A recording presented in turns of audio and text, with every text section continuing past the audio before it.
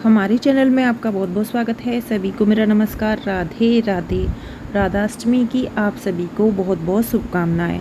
राधा रानी के जन्मोत्सव की आपको बहुत बहुत शुभकामनाएं। राधाष्टमी का सनातन धर्म में बहुत महत्व है। इस दिन राधा रानी की पूजा की जाती है और व्रत किया जाता है। ऐसी मान्यता है कि राधाष्टमी का व्रत करने से साधक कभी धन की कमी नहीं होती है। जो भी राधा अष्टमी का व्रत निष्ठा से करता है उसकी हर इच्छा पूर्ति होती है। ऐसा कहा जाता है, यदि आपको कृष्ण की कृपा प्राप्त करनी है तो आपको राधा को भजना ही पड़ेगा। शास्त्रों में राधा नाम का बहुत महत्व बताया गया है। जो लोग राधा नाम की रटना लगाते हैं वो भव सागर से पार हो जाते हैं।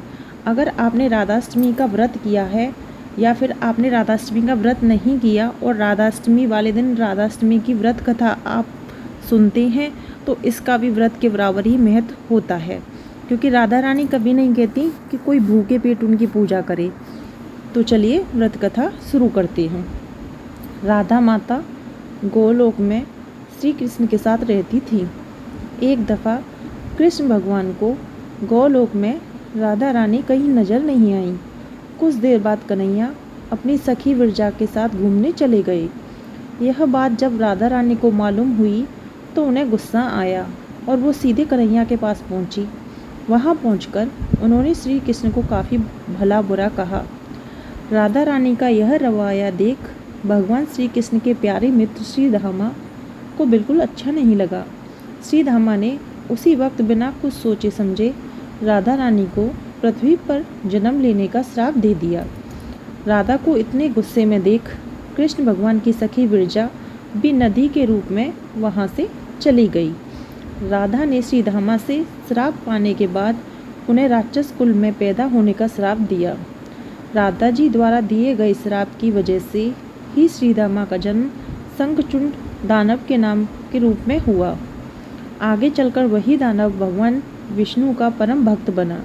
दूसरी तरफ राधा रानी ने पृथ्वी पर वृषभानु के घर पुत्री के रूप में जन्म लिया। राधा रानी का जन्म वृषभानु जी के घर तो हुआ, लेकिन उनकी पत्नी देवी कीर्ति के गर्भ से नहीं। दरअसल जिस समय राधा मैया और श्री दामा ने एक दूसरे को श्राप दिया था, तभी भगवान श्री कृष्ण ने कहा था कि राधा आपको वृषभानु जी और देवी कीर्ति की पुत्री बनकर पृथ्वी पर रहना होगा। मनुष्य के अवतार में आपका एक वैश्य से विवाह होगा, वो मेरे अंशावतारों में से एक होगा। इस तरह आप पृथ्वी पर भी मेरी ही बनकर रहेंगी, परंतु हम दोनों को बिछड़ने का दुख सहना होगा। इसके बाद कृष्ण भगवान ने राधा जी को मनुष्य योनि के रूप में जन्म लेने की तैयारी करने के लिए कहा। संसार के सामने वृषभानु जी की पत्नी गर्भवती हुई। जिस तरह एक बच्चा दुनिया में आता है, ठीक वैसे ही देवी कीर्ति का प्रसव हुआ, लेकिन असल में राधा माता का जन्म देवी कीर्ति के गर्भ से नहीं हुआ था। भगवान की माया से उनके गर्भ में वायु भर गई थी। देवी कीर्ति ने उसी वायु को जन्म दिया। इस दौरान उन्हें प्रसव पीड़ा हो रही थी और वहाँ राधा माता के रूप में एक प्यारी सी कन्या ने जन्म लिया। भाद्र मास के शुक्ल पक्ष की अष्टमी के दिन राधा मैया का धरती पर जन्म हुआ था। तभी से हर साल इस दिन को राधाष्टमी के रूप में मनाया जाता है। तो इस तरीके से हमारी राधाष्टमी व्रत की कथा समाप्त होती है। आपको हमारी वीडियो कैसी लगी कमेंट बॉक्स में ज़रूर बताना, और वीडियो पसंद आई हो तो चैनल को सब्सक्राइब करना। राधाष्टमी की पूजा से जुड़ी हुई सारी वीडियो आपको हमारे चैनल पर मिल जाएंगी।